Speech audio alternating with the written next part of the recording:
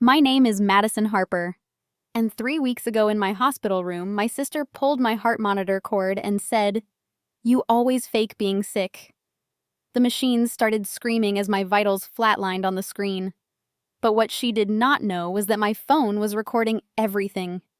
See, I had been documenting her behavior for months, building a case that would eventually destroy her perfect reputation and expose the truth about our family that nobody saw coming. Hey everyone, before we dive into this incredible story of family betrayal and the revenge that followed, I want to know where you are watching from.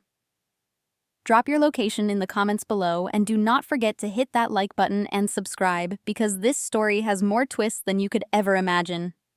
Trust me, by the end you will understand why sometimes the people closest to us can become our greatest enemies, and why karma always finds a way to balance the scales. The journey to that horrifying hospital moment started 6 months earlier, when I discovered something that would change everything I thought I knew about my family. I was 28 years old, working as a financial analyst when I was diagnosed with a rare autoimmune condition called systemic lupus erythematosus. The diagnosis came after months of unexplained fatigue, joint pain, and mysterious rashes that doctors initially dismissed as stress. My sister Emma, 2 years older, and the golden child of our family, had always been the star. She was a successful marketing director married to a wealthy lawyer named David and lived in a beautiful house that our parents constantly praised. Meanwhile, I had always been seen as the problematic one, the sister who supposedly exaggerated everything, who was too sensitive, too dramatic. When I told my family about my lupus diagnosis, their reactions revealed everything I needed to know about where I stood. My parents, Robert and Linda Harper, exchanged those looks that I had seen countless times before. Emma rolled her eyes and said, "Here we go again with another mysterious illness that conveniently appears when you need attention." But the real shock came when I needed to take medical leave from work. My condition was flaring badly, causing severe joint inflammation and fatigue that made it impossible to function normally. My doctor recommended immediate rest and a strict treatment regimen. That is when I discovered that Emma had been actively sabotaging my relationship with our parents for years. I found out through a family friend, Margaret, who let something slip during a casual conversation. She mentioned how Emma had been telling everyone that I was a hypochondriac who invented illnesses for sympathy. But more devastating was learning that Emma had been intercepting phone calls from my parents to me, telling them I was too busy to talk, and telling me that they were too busy to see me. The financial manipulation was even worse. Our grandmother had left us both equal inheritances when she died 5 years earlier, but Emma had convinced our parents that I was irresponsible with money. She persuaded them to put my inheritance into a trust fund that she managed, claiming she was protecting me from my own poor decisions. For 5 years, she had been using my inheritance money to supplement her lifestyle while giving me small allowances and making me feel grateful for the scraps. When I confronted my parents about this, they seemed genuinely surprised. They had no idea that Emma had been manipulating communications between us. But instead of being angry at Emma, they questioned whether I was being dramatic again. My father actually said, "Madison, you know how you can be. Maybe Emma was just trying to help." The contempt in their voices, the automatic assumption that I was the problem, the way they dismissed my concerns without even investigating. It was like a slap in the face. I realized that Emma had spent years carefully crafting a narrative where she was the responsible, caring sister, and I was the unstable, attention-seeking troublemaker. The worst part was discovering that my lupus flares had been getting worse, partly because of the stress Emma was causing me. She would make snide comments about my appearance, question whether I really needed to rest so much, and constantly imply that I was exaggerating my symptoms. When I had to cancel family events because I was too sick to attend, she would make sure everyone knew how disappointed they should be in me. Emma had turned my chronic illness into ammunition against me, weaponizing my vulnerability and pain to strengthen her position as the favorite child. She had systematically isolated me from family support during one of the most challenging periods of my life, all while stealing my inheritance and building her perfect life on my suffering. That is when I decided that enough was enough. I started documenting everything, keeping detailed records of her manipulative behavior. saving text messages and emails, and quietly building a case. I had no idea yet just how deep her deception went, or how explosive the truth would become when it finally came to light. My investigation into Emma's manipulation became a full-time obsession. I approached it like the financial analyst I was, methodically gathering evidence and connecting dots that painted a picture of systematic emotional and financial abuse. What I discovered went far beyond what I had initially imagined. The first breakthrough came when I gained access to the trust fund documents. Emma had made a crucial mistake by using her personal email for some of the correspondence with the bank. Through a mutual friend who worked at the same financial institution, I learned that Emma had been making unauthorized withdrawals from my inheritance for years. She had used my money to make the down payment on her house fund, her lavish wedding, and even pay for her husband David's law school loans. But the financial theft was just the beginning.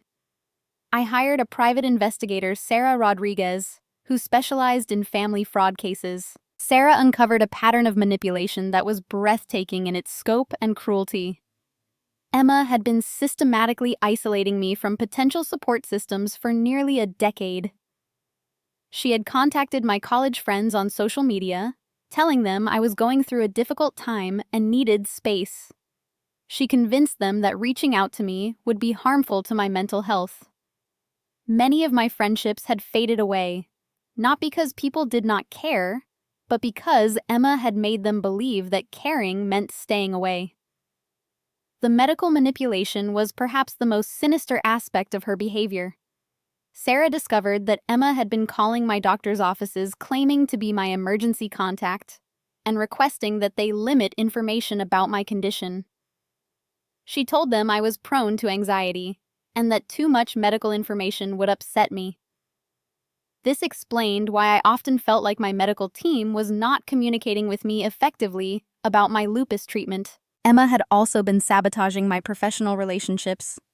She had reached out to my former boss during my medical leave, expressing concern about my reliability and suggesting that my illness claims might be exaggerated. She framed it as sisterly worry, but the damage to my professional reputation was real and calculated. The most heartbreaking discovery was about our grandmother's final months. Our grandmother Rose had specifically asked to see me more frequently before she died, but Emma had told her that I was too busy with work to visit often. Meanwhile, Emma told me that grandmother was not feeling well enough for visitors.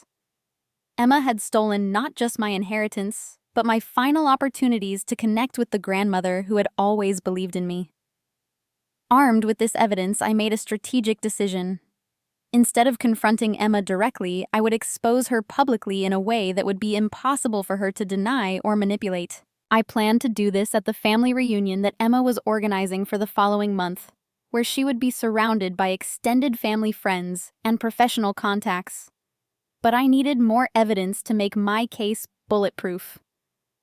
That is when I decided to start recording our interactions, which led to the hospital incident that would become the centerpiece of my revenge. My lupus had flared severely, landing me in the hospital for what doctors initially feared might be kidney involvement. The inflammation was causing dangerous complications, and I was genuinely scared. This was not a minor flare-up. This was a medical emergency that required intensive monitoring and treatment. When Emma came to visit me in the hospital, I could see the skepticism in her eyes. She looked around the room with that familiar expression of doubt, as if she was evaluating whether my illness was real enough to warrant her concern. I had placed my phone strategically to record our conversation, hoping to capture more evidence of her dismissive attitude toward my health. What I did not expect was for her to cross a line that would give me everything I needed to destroy her reputation forever. When she thought I was asleep, she approached my bedside and examined the heart monitor that was tracking my vital signs. The machine was beeping steadily, showing that my heart rate was elevated due to medication and stress. Emma looked around to make sure no nurses were watching, then turned to me and said, "Madison, I know you are awake. You always fake being sick for attention." Before I could respond, she reached over and yanked the heart monitor cord from the machine. Immediately, alarms started screaming throughout the room. The monitor showed a flat line indicating that my heart had stopped, which would bring medical staff rushing in within seconds. Emma had created a false medical emergency, potentially triggering unnecessary procedures and consuming critical medical resources, all to prove her twisted point that I was faking my illness. But what Emma did not realize was that pulling medical equipment from a patient, even as a misguided gesture, constituted assault in most states and could be considered reckless endangerment. She had crossed from emotional manipulation into criminal behavior, and I had it all recorded in high-definition video with perfect audio. As nurses rushed into the room, Emma stepped back with a look of shock on her face, as if she had not expected the machines to react so dramatically. She tried to play it off as an accident, claiming she had bumped into the cord accidentally. But my phone had captured everything, including her deliberate statement about me faking illness and her intentional action of pulling the cord. This was the moment I knew Emma had given me the weapon I needed to end her reign of manipulation forever. The recording was clear, undeniable evidence of her true feelings toward my illness and her willingness to put me in potential danger to prove her point. Combined with all the other evidence I had gathered, this would be the cornerstone of her public downfall. The hospital incident was the catalyst I needed, but I knew that taking down Emma would require more than just one shocking recording. She had spent years building her reputation as the perfect sister and daughter, and dismantling that facade would need a coordinated effort from multiple angles. I decided to build a network of allies who had also been affected by Emma's manipulation. My first ally was unexpected. Margaret, the family friend who had accidentally revealed Emma's interference with my parents, approached me after hearing about my hospitalization. She had been feeling guilty about the information she had shared and wanted to tell me more about what she had observed over the years. Margaret revealed that Emma had been spreading rumors about me at family gatherings and social events for nearly a decade. She would make subtle comments about my instability, my tendency to exaggerate problems, and my inability to maintain relationships. Emma was careful to frame these comments as concern, always ending with phrases like, "I just worry about Madison," or "I hope she gets the help she needs." But Margaret had noticed something else. Emma's behavior became particularly vindictive whenever I achieved something positive. When I received a promotion at work 3 years earlier, Emma had told several family friends that I was probably overworking myself to compensate for personal problems. When I started dating someone seriously 2 years ago, Emma suggested to my parents that the relationship might not be healthy for me, given my emotional state. Margaret agreed to help me by reaching out to other family members and friends who might have witnessed similar behavior. She had credibility within our social circle, and her perspective would be valuable when the time came to present my case. My second major ally came from an unexpected source. David, Emma's husband, reached out to me privately after the hospital incident. I was shocked when he called me asking if we could meet for coffee. I was suspicious at first, wondering if Emma had sent him to manipulate me further. But David surprised me. He had been growing increasingly uncomfortable with Emma's behavior toward me, and the hospital incident had been a wake-up call for him. He told me that Emma had come home that night and bragged about exposing my fake illness by pulling the monitor cord. She seemed proud of her action, describing it as necessary tough love. David was horrified. As a lawyer, he immediately recognized the potential legal implications of Emma's behavior. More importantly, as someone who had witnessed Emma's treatment of me over the years, he was finally ready to acknowledge that her behavior was abusive rather than protective. David revealed crucial information about Emma's financial situation. The perfect life she had been projecting was largely built on debt and deception. The beautiful house was mortgaged beyond its value, and they had been struggling financially for over a year. Emma's use of my inheritance money had been funding their lifestyle, but it was not enough to sustain their spending habits. Even more damaging, David told me that Emma had been planning to request additional funds from my trust, claiming that I needed money for medical expenses related to my lupus. She intended to use this money to pay down their credit card debt. Emma was not just stealing from my past. She was planning to steal from my future medical needs. David agreed to provide financial documents and recordings of conversations where Emma had discussed her plans to manipulate my inheritance further. His insider knowledge of her schemes would be invaluable in building a comprehensive case against her. My third ally was Sarah, the private investigator I had hired. As our professional relationship developed, Sarah became personally invested in my case. She had seen many family manipulation cases, but Emma's systematic approach was particularly calculated and cruel.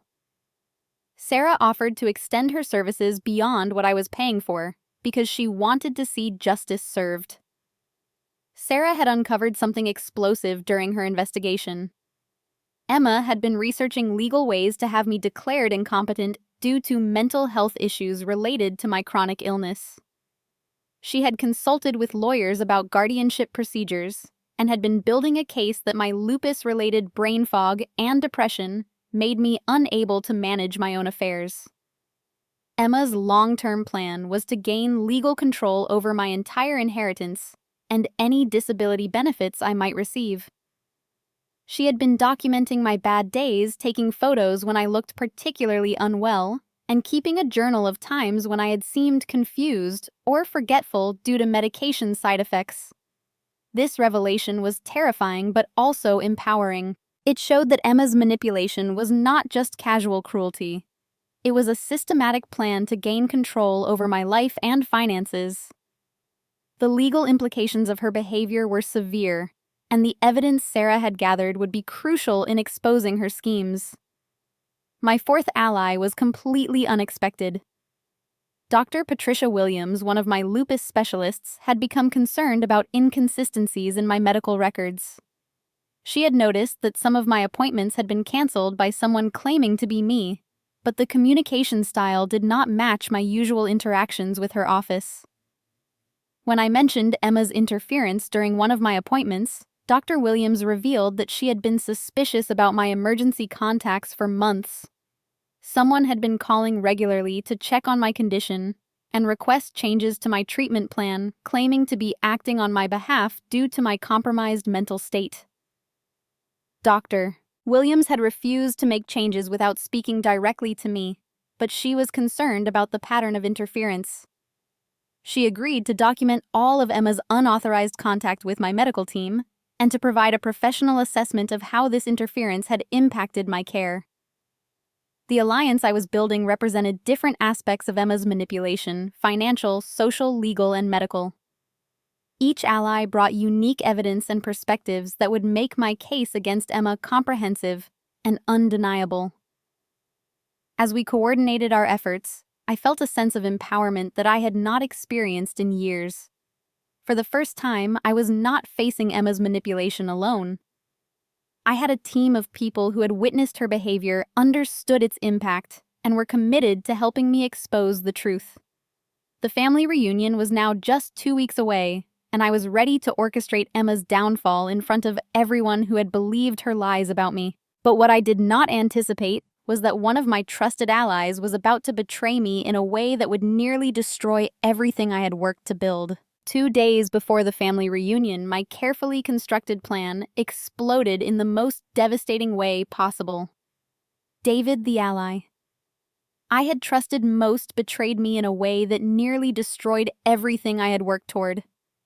I discovered the betrayal when Margaret called me in a panic. She had received a call from Emma, who somehow knew about our alliance and the evidence we had been gathering. Emma was not just aware of our plan. She knew specific details about the recordings, the financial documents, and even the medical interference that Dr. Williams had documented. My heart sank as the implications became clear. Only David had access to all of these details. He was the only person who knew about every aspect of my case, and he had apparently shared everything with Emma. When I confronted David, he did not even try to deny it. His explanation was worse than I could have imagined. Emma had discovered some of our text messages on his phone and threatened to divorce him if he continued helping me.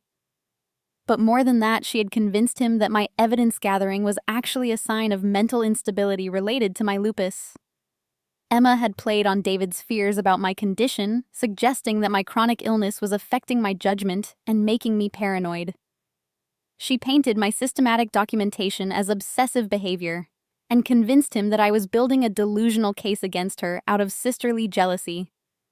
David told me that Emma had cried to him about how worried she was about my mental health, how my illness was making me see conspiracies where none existed. She convinced him that the best way to help me was to prevent me from embarrassing myself publicly with false accusations against the family. But the real knife in my back came when David revealed that Emma had been planning her own preemptive strike. She was going to use my evidence gathering against me, presenting it as proof that I was mentally unstable and needed intervention. Emma had convinced David to help her stage an intervention at the family reunion, where she would present my recordings and documents as evidence of my deteriorating mental state. Emma had turned my own weapons against me. The hospital recording, which I thought would destroy her reputation, would instead be presented as evidence that I was so unstable that I was secretly recording family members. The financial evidence would be framed as obsessive record-keeping driven by paranoia. My alliance building would be described as manipulating people against my own family. The betrayal was so complete and devastating that I felt like Emma had won before the battle had even begun. David had given her everything she needed to not only defend herself, but to have me potentially declared incompetent and stripped of my remaining autonomy. Margaret was furious when she learned about David's betrayal, but she was also scared. Emma had called her directly suggesting that I had been manipulating Margaret's emotions, and that her involvement in my plan was hurting the family.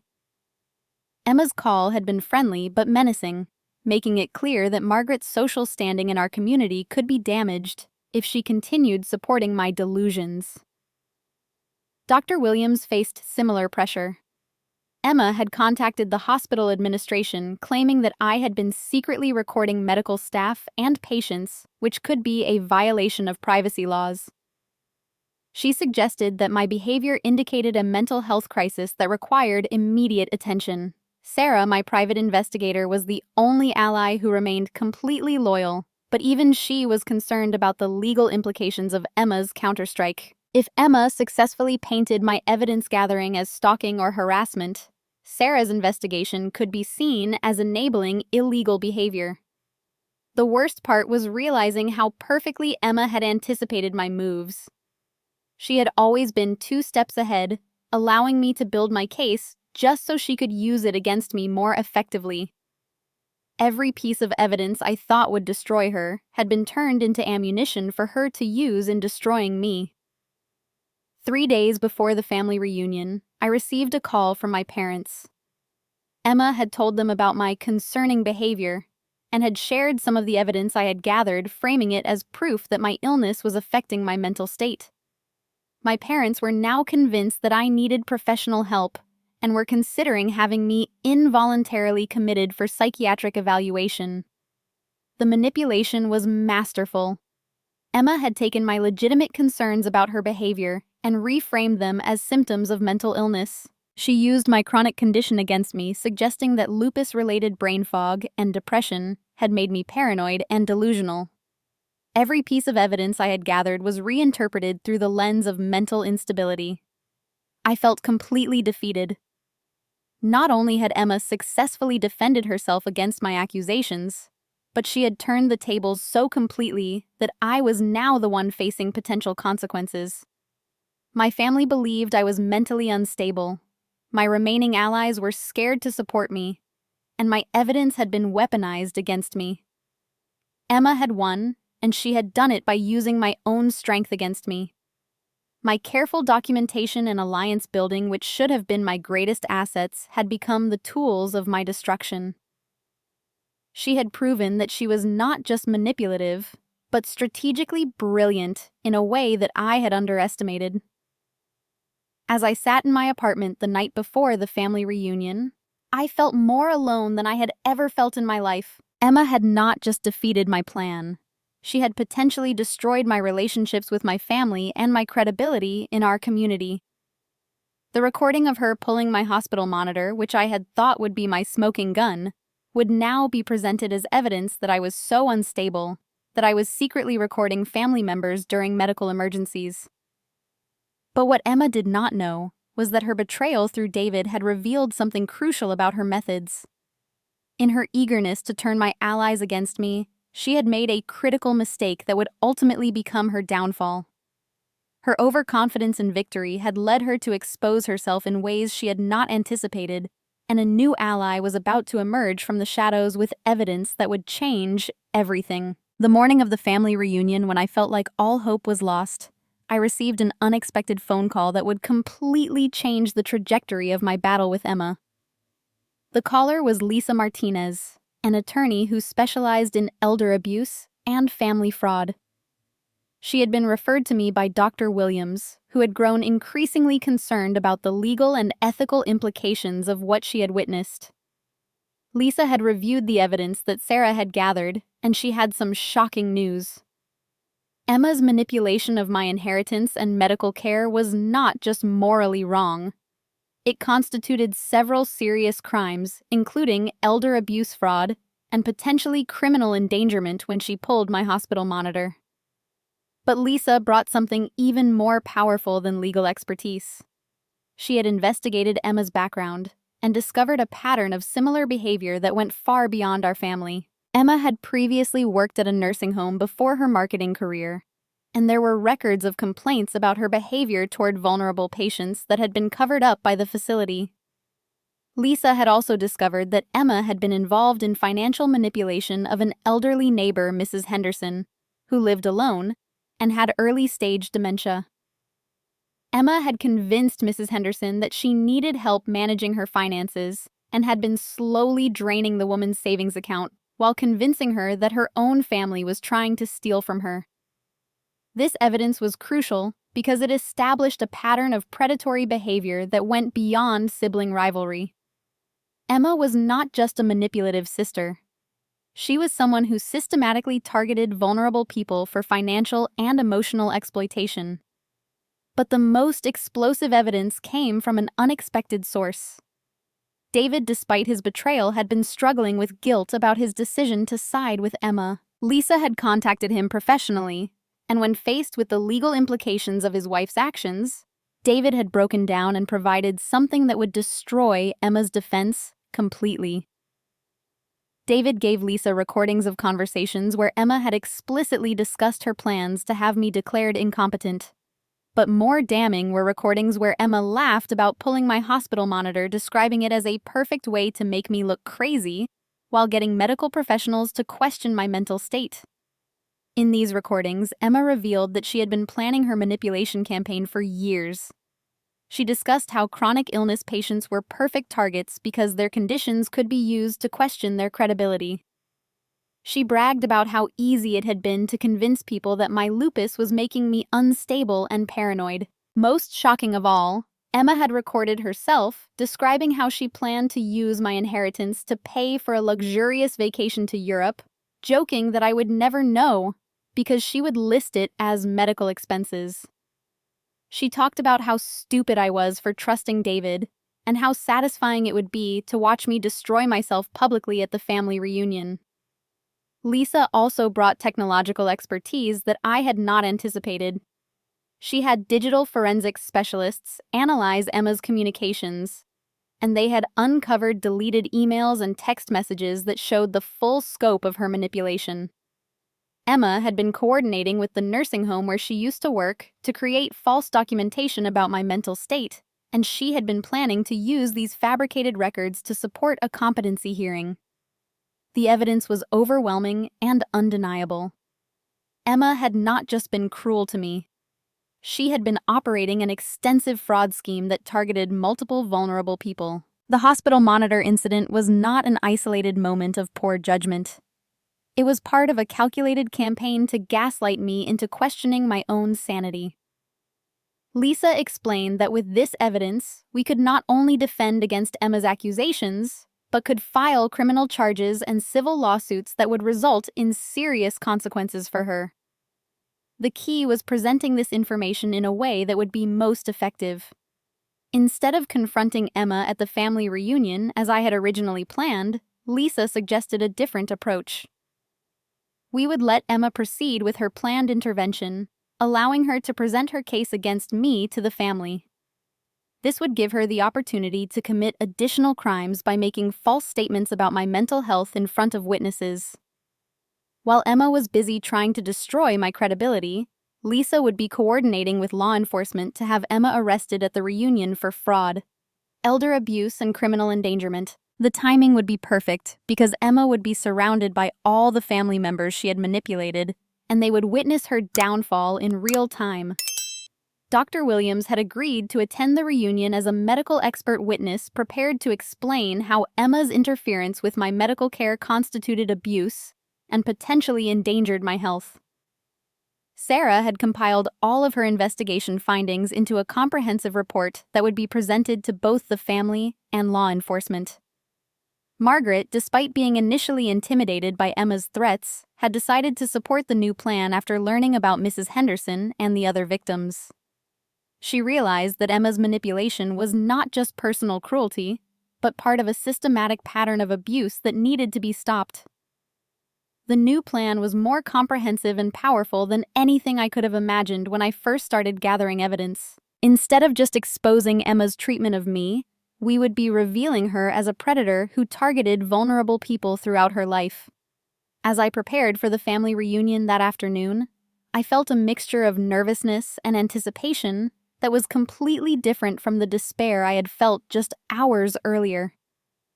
Emma thought she was walking into her moment of triumph, where she would successfully paint me as mentally unstable and gain complete control over my life and finances. Instead, she was walking into the biggest trap of her life. All of her manipulations, all of her careful planning, all of her confidence in her own superiority was about to collapse in the most public and humiliating way possible. The family reunion that was supposed to be my destruction would instead become the stage for Emma's complete downfall. Emma had taught me that in family warfare, the person who underestimates their opponent is usually the one who loses everything. She was about to learn that lesson in the most devastating way possible. The family reunion took place at the community center that Emma had rented for the occasion. She had spared no expense in creating the perfect setting for what she believed would be my public humiliation. The irony was that she had unknowingly created the perfect stage for her own downfall. Emma began her presentation exactly as Lisa had predicted. She stood before 30 family members and friends, projecting an image of concerned, sisterly love as she explained how worried she was about my mental health. She presented my evidence gathering as obsessive behavior, my recordings as paranoid delusions, and my alliance building as manipulation of innocent people. Emma was masterful in her presentation. She spoke with tears in her eyes about how difficult it had been to watch my lupus affect my judgment and mental stability. She showed selected portions of my hospital recording edited to make it look like I was secretly filming her without context. She presented my financial research as evidence of paranoid obsession with money. The family was responding exactly as Emma had hoped. I could see doubt and concern in their faces as they looked at me. My parents seemed heartbroken, convinced that their daughter was suffering from a mental breakdown that they had failed to recognize. Extended family members whispered among themselves about how sad it was that chronic illness had affected my mind so severely. Emma's performance was so convincing that I almost doubted myself for a moment. She had taken months of careful evidence gathering and reframed it so effectively that even I could see how it might look like the behavior of someone who was mentally unstable. But then Lisa stood up and identified herself as an attorney representing multiple victims of fraud and elder abuse. The room fell silent as she explained that she was there in a professional capacity to address serious criminal allegations. Lisa began by playing the unedited recordings that David had provided, where Emma explicitly discussed her plans to manipulate my inheritance and have me declared incompetent. The family heard Emma's own voice laughing about pulling my hospital monitor and bragging about how easy it was to convince people that my illness made me crazy. The transformation in the room was immediate and devastating for Emma. The tears in her eyes went from crocodile tears of fake concern to real tears of panic as she realized that her own words were being used against her. She tried to claim that the recordings were taken out of context, but Lisa played extended clips that made Emma's intentions crystal clear. Dr. Williams then stood up and provided a professional assessment of how Emma's interference with my medical care had constituted abuse. She explained how the stress caused by Emma's manipulation had actually worsened my lupus symptoms, and how Emma's unauthorized contact with my medical team had compromised my care. Sarah presented her investigation findings, including evidence of Emma's theft from my inheritance and her manipulation of Mrs. Henderson. The family learned that Emma had been operating multiple fraud schemes simultaneously, and that I was just one of several victims. Margaret stood up and testified about Emma's systematic campaign to isolate me from family and friends. She provided specific examples of how Emma had manipulated communications and spread false information about my mental state to control the narrative around my illness. But the most powerful moment came when David took the stand to confess his role in Emma's schemes. With tears streaming down his face, he admitted that he had betrayed me initially, but had come forward when he realized the full scope of Emma's criminal behavior. He provided additional evidence of Emma's plans to defraud me further, and her involvement in elder abuse cases. As the evidence mounted, Emma's carefully constructed facade crumbled completely. The family members who had been sympathetic to her just minutes earlier now looked at her with horror and disgust. My parents, who had been convinced that I needed psychiatric intervention, were now facing the reality that their other daughter was a criminal who had been systematically abusing their chronically ill child. Emma tried desperately to maintain her defense, claiming that everyone was lying and that I had somehow orchestrated an elaborate conspiracy against her. But her arguments fell apart when Lisa played recordings of Emma discussing her crimes in her own words. The climax came when law enforcement officers entered the room to arrest Emma on charges of fraud, elder abuse, criminal endangerment, and theft. As they read her rights, Emma finally dropped her mask, completely screaming at me that I had ruined her life, and that I was a pathetic, worthless person who would always be sick and alone. Her final outburst revealed the true depth of her cruelty and eliminated any remaining doubt about her character. The family witnessed Emma's real personality for the first time, seeing the hatred and contempt that she had been hiding behind years of manipulation.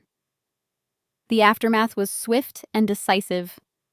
Emma was convicted on multiple charges and sentenced to 5 years in prison. She was ordered to pay full restitution for my stolen inheritance, plus damages for the emotional and medical harm she had caused. Her house was foreclosed, her marriage ended in divorce, and her professional reputation was destroyed. But more important than Emma's punishment was the healing that began in our family. My parents were devastated by their role in enabling Emma's abuse, but they committed themselves to rebuilding our relationship and supporting my health journey. They entered family therapy to understand how they had been manipulated and to ensure it never happened again. The family reunion that was supposed to destroy me instead became the foundation for a new kind of family built on truth support and genuine love. Margaret became like a second mother to me. Dr. Williams became not just my doctor, but a trusted friend, and Sarah became the sister I never had. Lisa helped me establish proper legal protections for my inheritance and medical care, ensuring that no one could ever manipulate my vulnerability again. David, despite his initial betrayal, redeemed himself by testifying against Emma and helping other victims of her schemes come forward. Mrs. Henderson recovered her stolen money and became an honorary grandmother in my chosen family. We bonded over our shared experience of surviving Emma's manipulation, and she taught me valuable lessons about resilience and the importance of surrounding yourself with people who truly care about your well-being. Today, 3 years later, my lupus is well managed. My relationships are healthy, and my life is filled with people who support me unconditionally. Emma's attempt to destroy me ultimately led to me finding my true family, not the people who share my blood, but the people who choose to love and support me every day. Sometimes the greatest gift our enemies give us is showing us who our real friends are. Emma tried to use my chronic illness to make me vulnerable, but instead, She taught me that strength comes not from being perfect, but from having people who love you exactly as you are. The medical monitor that Emma pulled in my hospital room was supposed to prove that I was faking my illness. Instead, it became the symbol of how real love responds to vulnerability. Not with suspicion and cruelty, but with protection and support. Now I want to hear from you. Have you ever dealt with family betrayal or had someone use your vulnerabilities against you? How did you find your chosen family? Drop your thoughts in the comments below because your experiences matter and could help someone else going through similar struggles. If this story touched you, please hit that like button to help other people find it who might need to hear that they are not alone. Subscribe for more real-life stories about overcoming manipulation and finding your true family. And share this video with anyone who might need a reminder that justice does exist, and karma always finds a way. Thank you for being part of my chosen family here in this community. Remember that your worth is not determined by how others treat you, but by how you choose to rise above their cruelty and build something better. Keep fighting for your truth. Keep surrounding yourself with love and never let anyone convince you that your pain is not real.